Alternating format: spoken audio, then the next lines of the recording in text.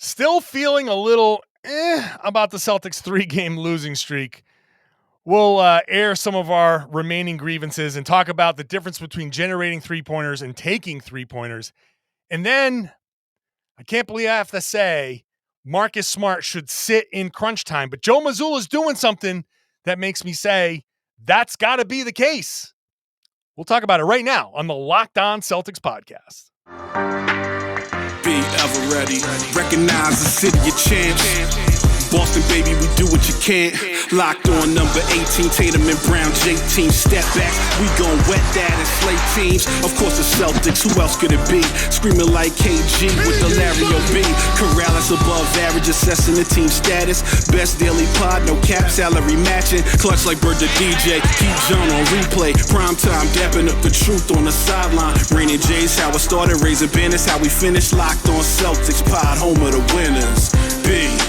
Hey there, welcome back to the Locked On Celtics podcast right here on the Locked On Podcast Network, where it is your team every day. And I'm here for you every day with a free, fresh podcast drop directly to your device if you are a subscriber. So whichever app you want to use, doesn't matter. This show exists there.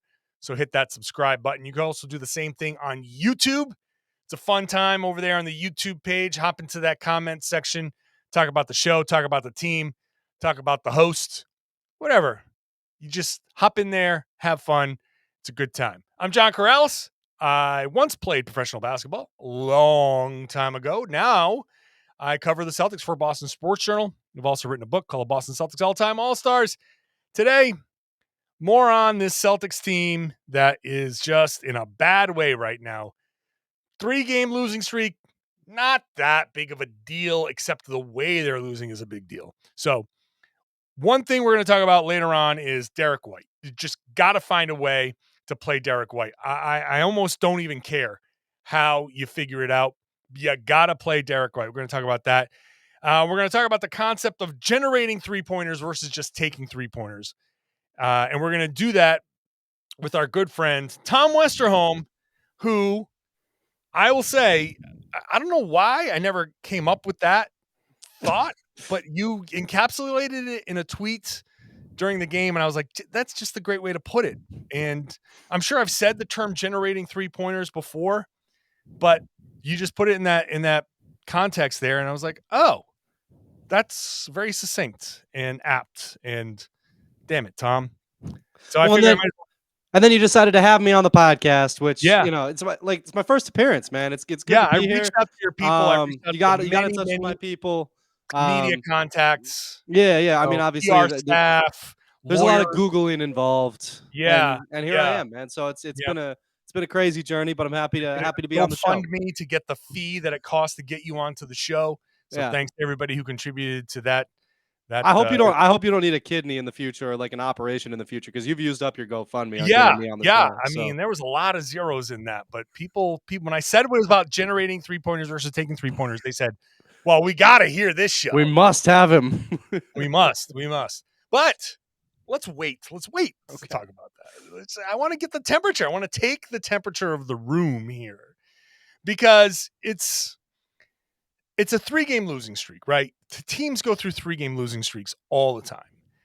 And it's not so doom and gloom. But, Tom, the way they've lost these 3 games is where I've been very kind of down that this has been very much like the beginning of last season, where and even in the finals, like all of the things that they had done wrong, it's like it's coming back. So where do you land on this? Do you sit there and think, old habits coming back, or do you think, whatever, it's something that they're going through?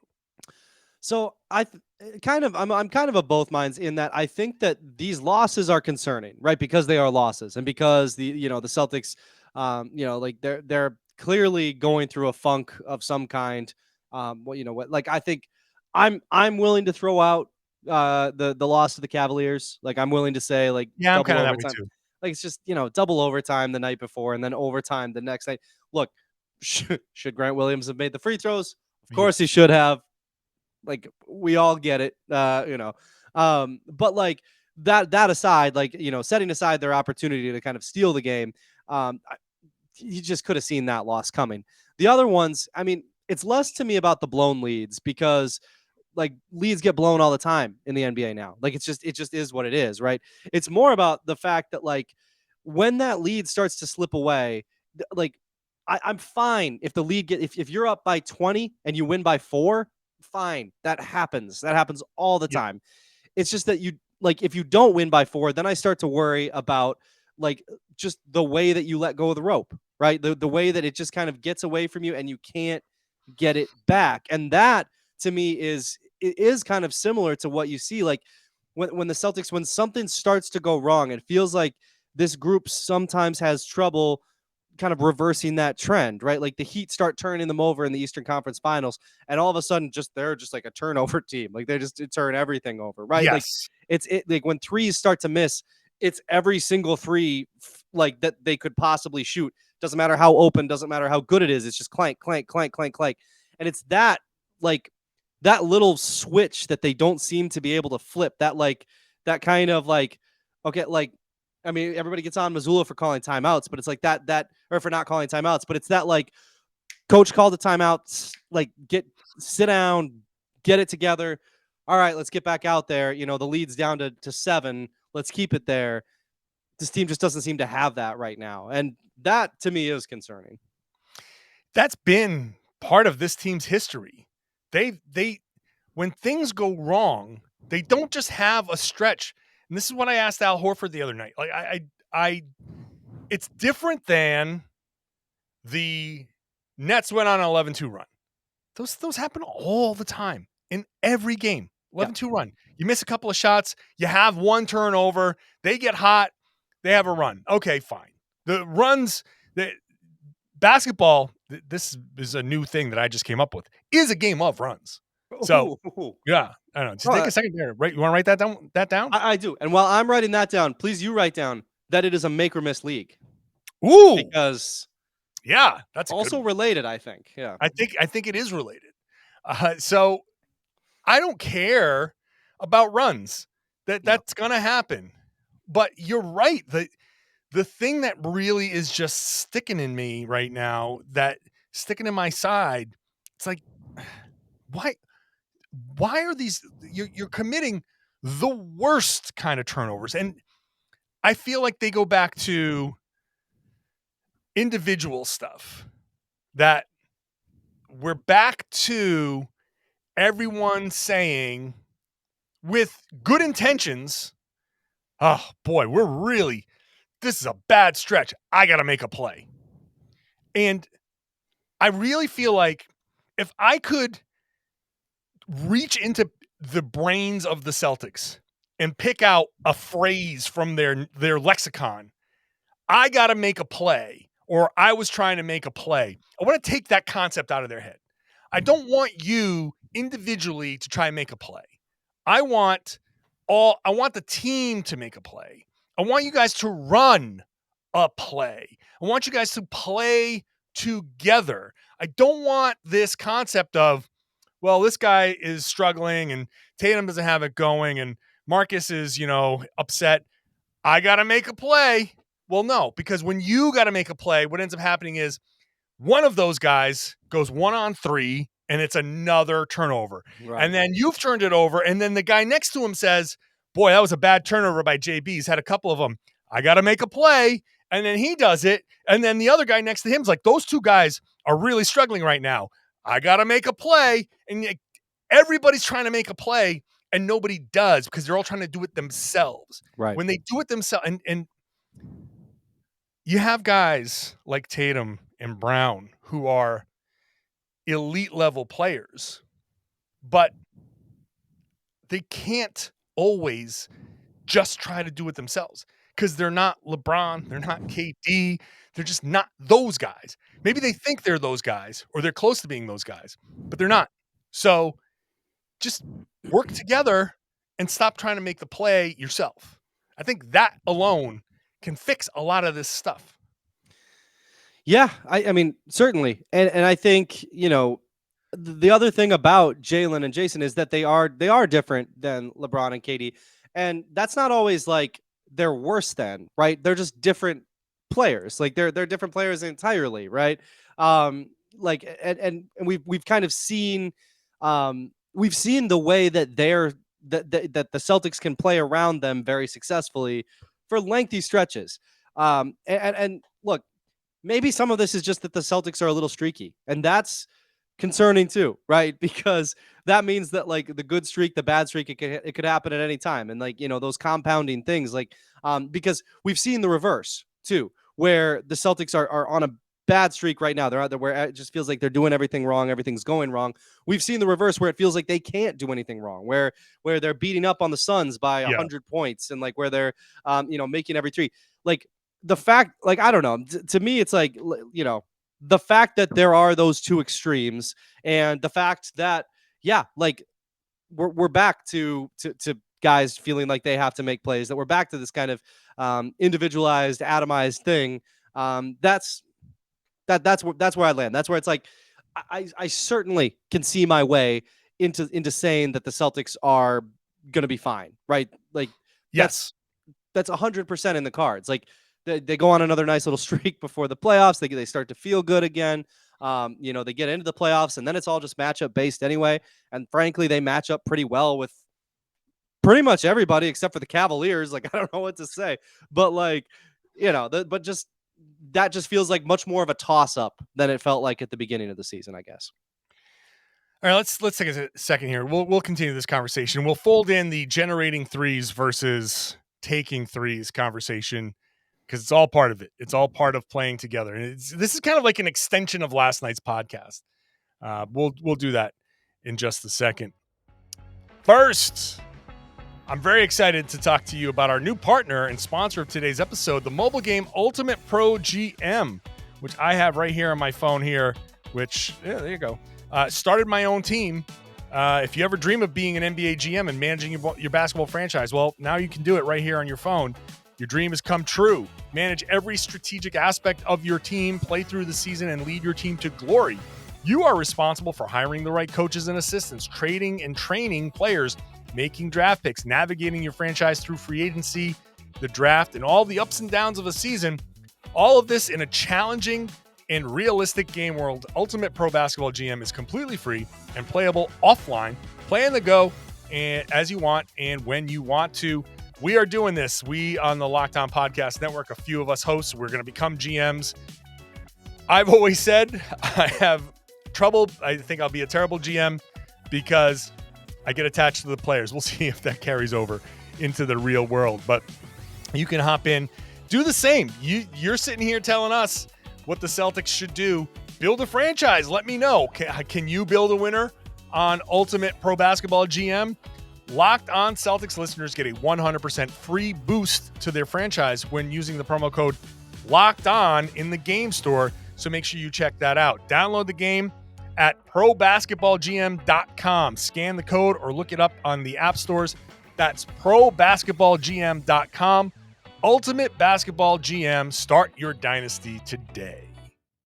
Thanks for making Locked On Celtics your first listen every day. Make Locked On NBA your second listen. I'm recording this show first before the games have begun. So Jake Madison and I will be there for you on the Wednesday Locked On NBA show. Check it out. Whatever the big story is that comes out of the night, we'll be talking about, plus some other things. It's always the biggest stories, the most interesting stuff in the NBA. So check out Locked On NBA wherever you found this podcast. Let's bring Tom Westerholm in again. And Tom, I feel like in each of these podcasts, I've been, this is the most negative I felt all season. I've been fine all season long. I felt like all season long that this is a championship team. This team, and I still feel like this is a championship team. This team playing at its best is unbeatable to me, which makes this stretch that's why this stretch is so discouraging, because I thought this stuff was behind them. And I don't know if it's fatigue or disinterest or whatever. Maybe they're sitting there saying, we're only a couple of games back. We're right there with Milwaukee. I said on yesterday's podcast, I look at the schedule, every one of these games between now and Milwaukee at the end of the month is winnable. They have some tougher ones, but they play some weak to average opponents along the way.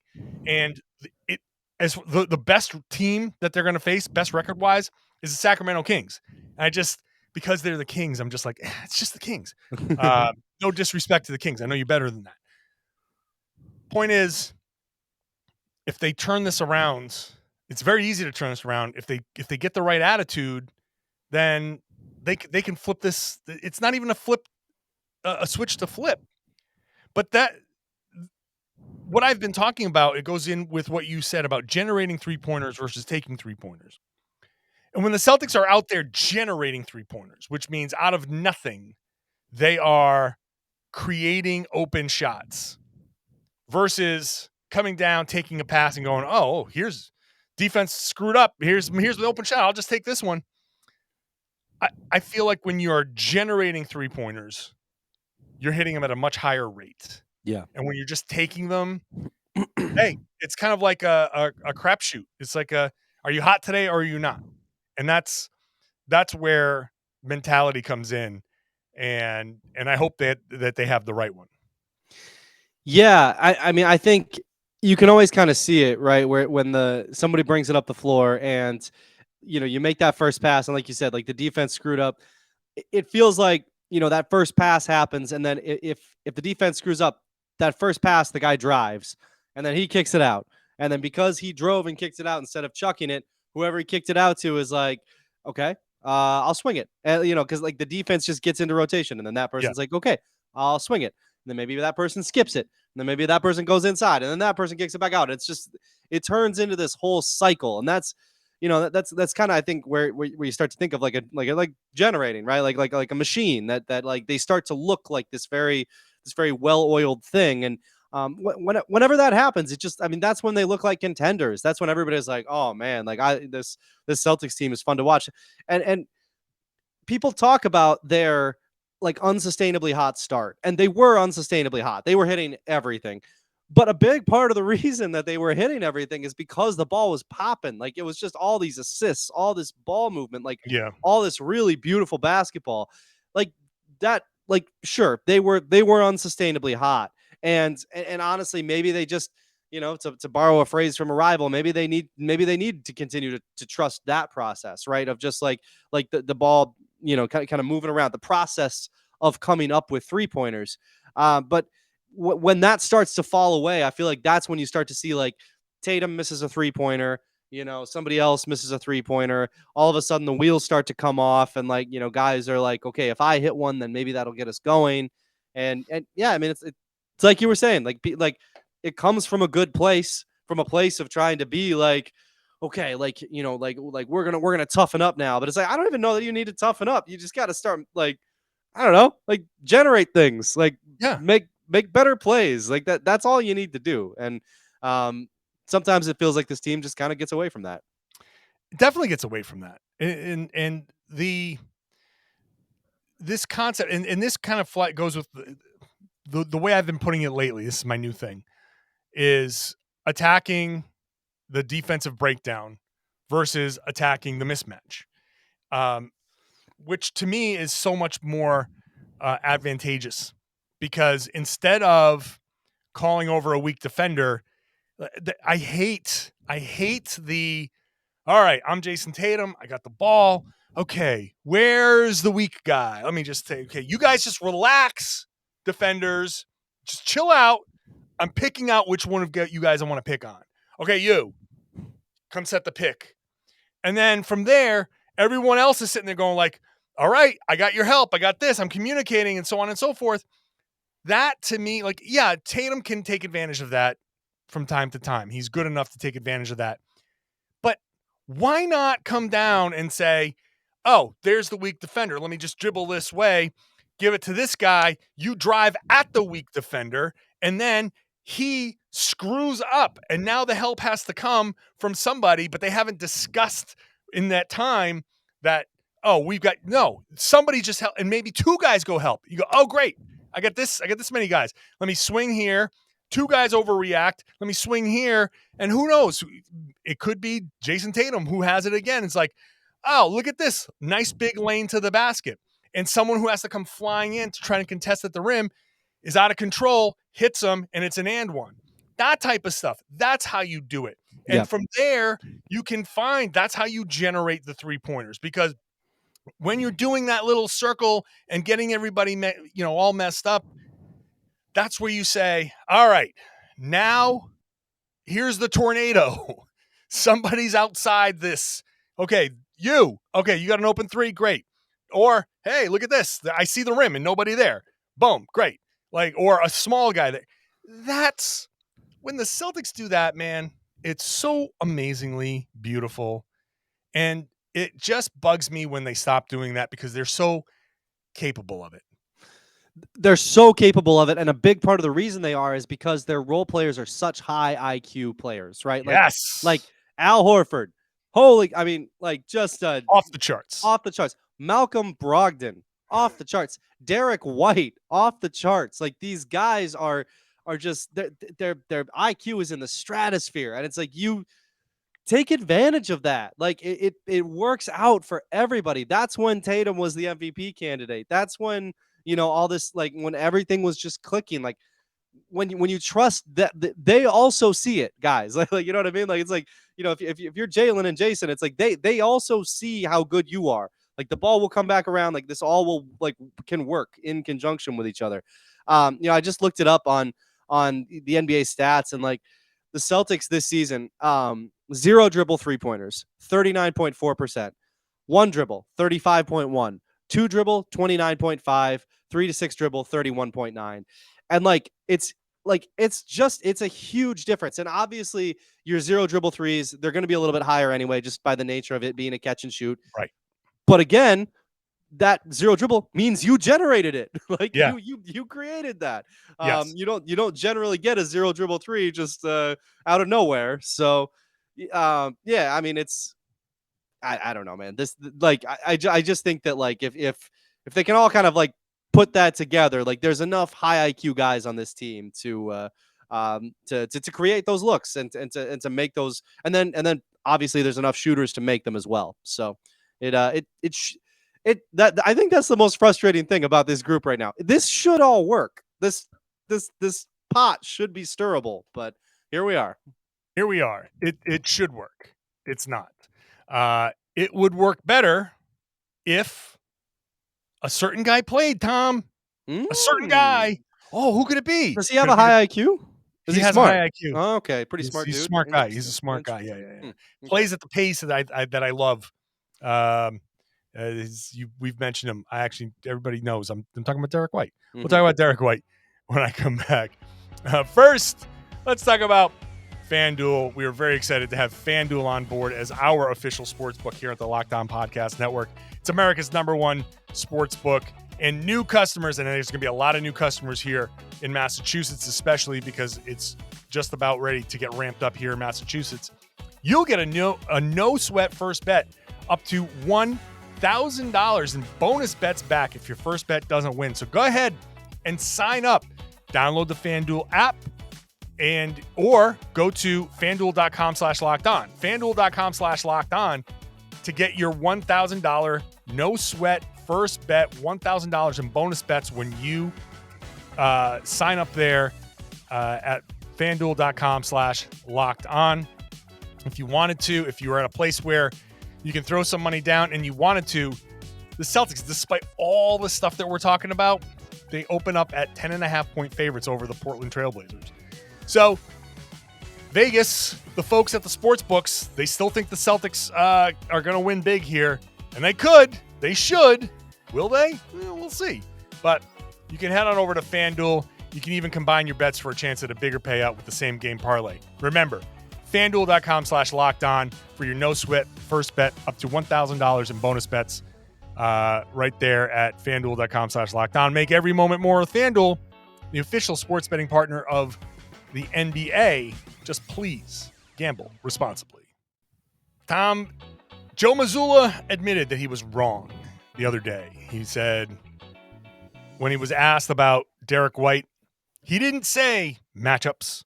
He didn't say, like he did when we benched Grant Williams, he didn't say anything of that nature. What he said was, yeah, that's basically a coaching mistake. I kind of probably should have found a way to get him in.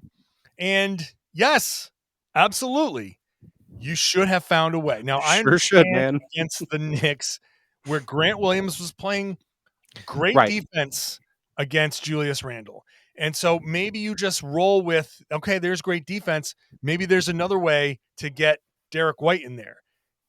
And you have this kind of back and forth. Somebody, because of this depth, is going to have to sit. And if Derrick White played, if we're being fair, if he did play and Derrick White and Grant Williams sat and all of a sudden Julius Randle went off at the end of the fourth quarter, we'd be like, Joe, what the hell, man? He was playing great on Randle, and all of a sudden you take him out and Randle goes on an 8-0 run by himself and you blew your chance. So we do have to be fair.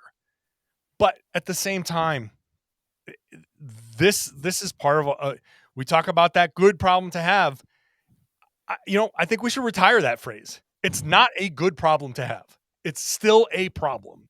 And we can say it's great to have that depth, but no, the good problem to have does not apply because Derrick White needs to be in these games because Derrick White is the guy who plays with the pace that I was talking about in yesterday's podcast. He's the dude who knows how to get the ball and make a quick decision and say, "Oh, I don't have anything here. You try." And like he finds his way to the rim and he finds his way into spots where he can make defensive plays. It's tough, and this is where I don't envy Joe Mazzulla, and I think this is where Joe Mazzulla's inexperience and frankly lack of in-game feel. This is a problem I think that he has because he's never coached an NBA game, prior to this season. So you have no idea when to be like, ooh, this feels like a Derrick White situation. Yeah. Like you just don't have that like, God, we need something. How can we make this work? And just have that outside the box, like, you know what? Let me just take Smart out for 2 minutes. Let me just take Smart out for 2 minutes and let's see how this goes. And I don't know. He has to figure this out. Maybe more than anything. All of the stuff that I said yesterday, all the stuff that we said today, maybe it just all falls in Joe Mazzulla's lap. And it's like, dude, you got to figure out these guys' mentality. You got to figure out these rotations because Derrick White does all of the things that we're saying. But the problem, Tom, is that Derrick White is also a little bit smaller. And there are games where it's like, ooh, they're picking on him a little bit. He can't block a ton of shots. He can't take every charge. And guys, I don't know, man. I don't know. It's this is kind of like in Joe Mazzulla's lap. No, I think you kind of hit the nail on the head with the good problem to have that we always talk about. I think a more accurate way of saying that would be like, it's the problem you choose to have, right? Like, because it's better to have too many good guys than to not have enough good guys. But too many good guys is still a problem. You choose to have that. If it was a binary choice between one or the other, you would certainly choose to have too many. But that doesn't make it any easier because, like you said, like the Celtics have all of these good players. A big part of the problem, I'm sorry, is that they have 3 really talented guards who all could play real minutes, and one of them is the longest tenured Celtic. What do you like? You're gonna take Marcus Smart out? Right. He's been here forever. He's an institution. Not only that, he's a game-changing play waiting to happen at all times. He almost stole that game last night. He did. He almost. If he had tipped that in, oh my God.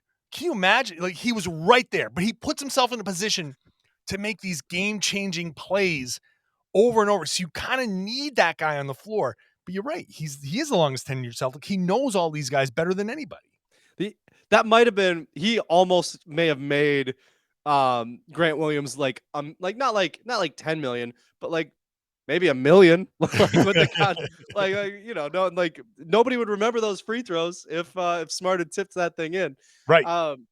Yeah. No. Look. I mean, and we haven't even gotten to Brogdon, right? Who was like one of the steadiest players on the team. Who just just kind of a walking bucket sometimes, like who just comes in and is like, okay, I got 19 minutes to work with. I can give you 21. Does that sound good? You want 21 points in 19? All right, yeah, I got you.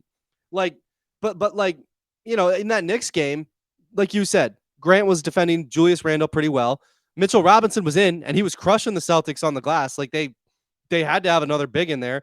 Yep. You're not going to take Jaylen or Jayson off the floor. So yeah, then it is.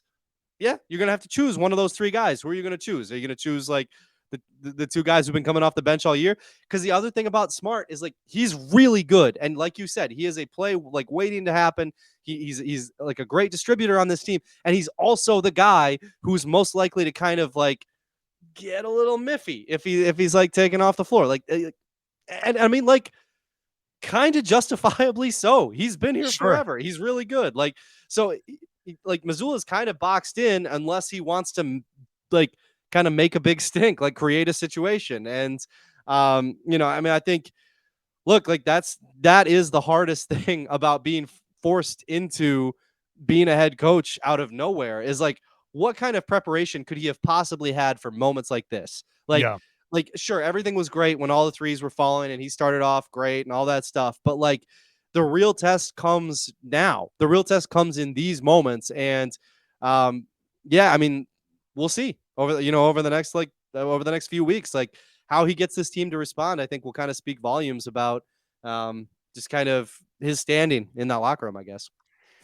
Yeah. I mean, there has to be a conversation. There has to be a sit down with Marcus Smart.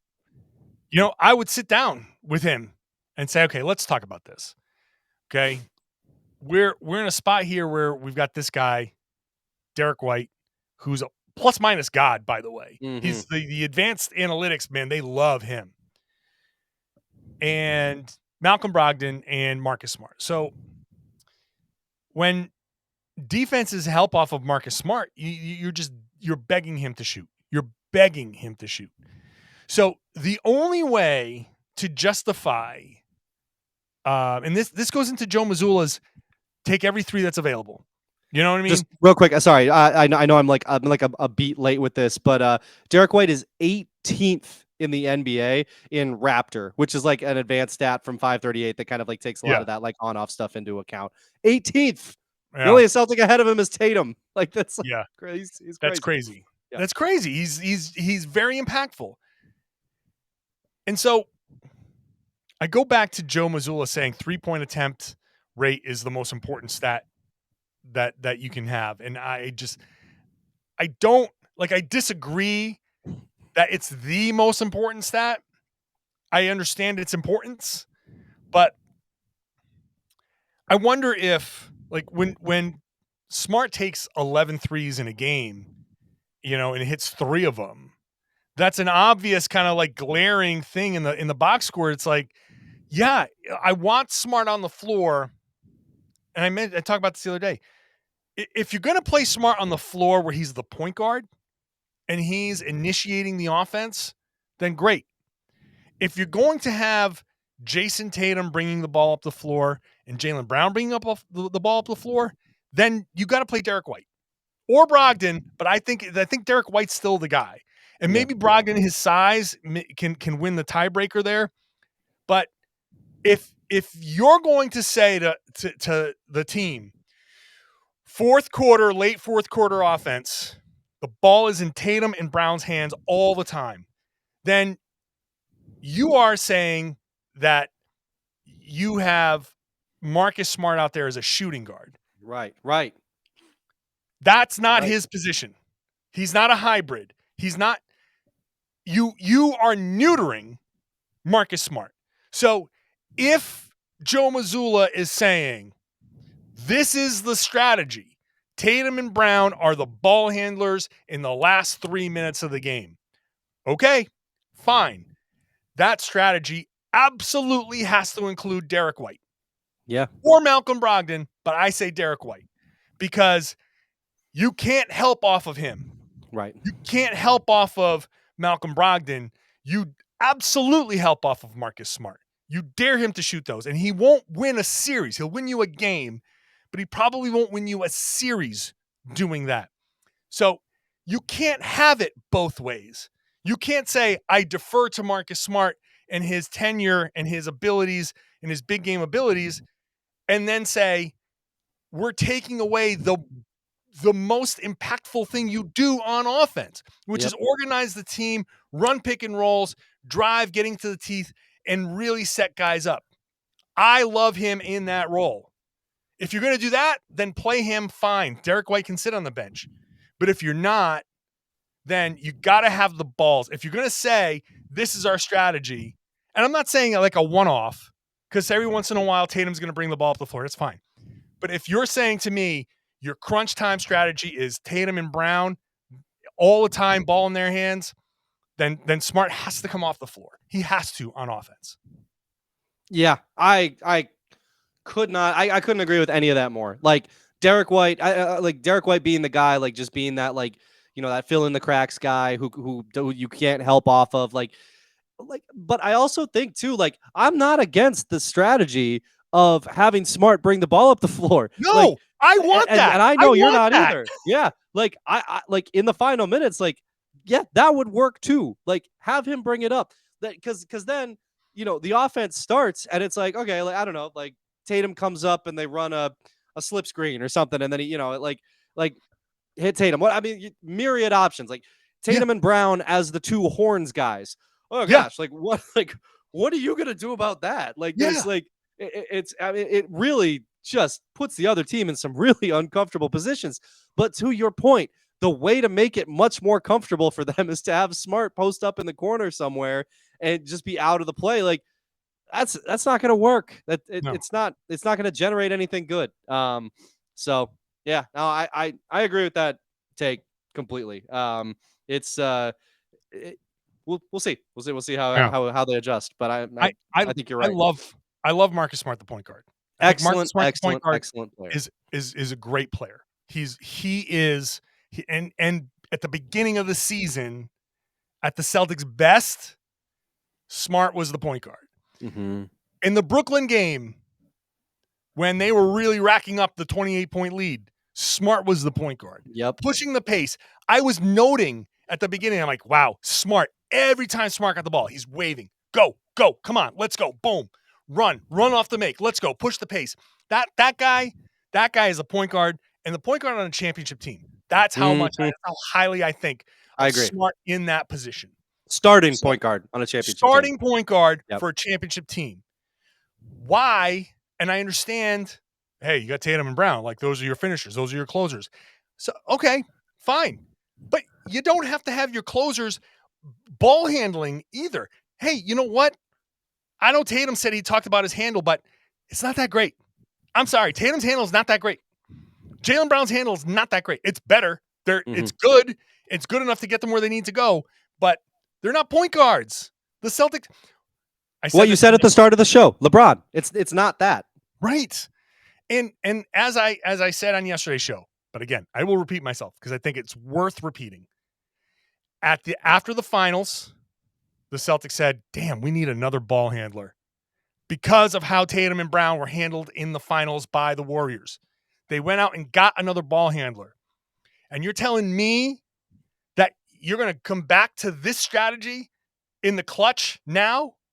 You're going to come down to the fourth quarter and you're going to tell me, yeah, we're going back to Tatum and Brown handling the ball. And the guy that we just got the ball handler, and he's going to stay on the bench. And the other guy who's emerged as a good ball handler, he's going to stay on the bench. And the guy that's been here the longest, who is a good ball handler, we're going to have him standing in the corner. What the hell is that? Yeah. You just lost the finals because you didn't have these ball handlers, and you're doing what cost you a championship. Get away from that. That bugs me like crazy. And these past 3 games have highlighted it, and that's got to stop. So the only redeeming factor, like I said, if you're going to do that, space the damn floor. Space the damn floor, and you got to get Smart off the floor. And that sucks. I hate that I have to say that because it can't be one. It can't be both. You can't have both. Yep. All right. I can't believe, Tom, that it's March. We're recording this on March 7th. I can't believe that we're having this conversation on March 7th. the way this season has gone. It's bothersome to me that we have to have this conversation at this point of the season, because I thought all this stuff was fixed. I thought all this stuff was done. We're done with it. I mean, if you told me on like September 30 that we were having this conversation in March, I'd be like, yeah, okay, like that sucks, but that's not unbelievable. Like, yeah, right. But late September, you were like, hey, I don't know how this is gonna go. Like, there's a lot of stuff wrong, like, right, going on.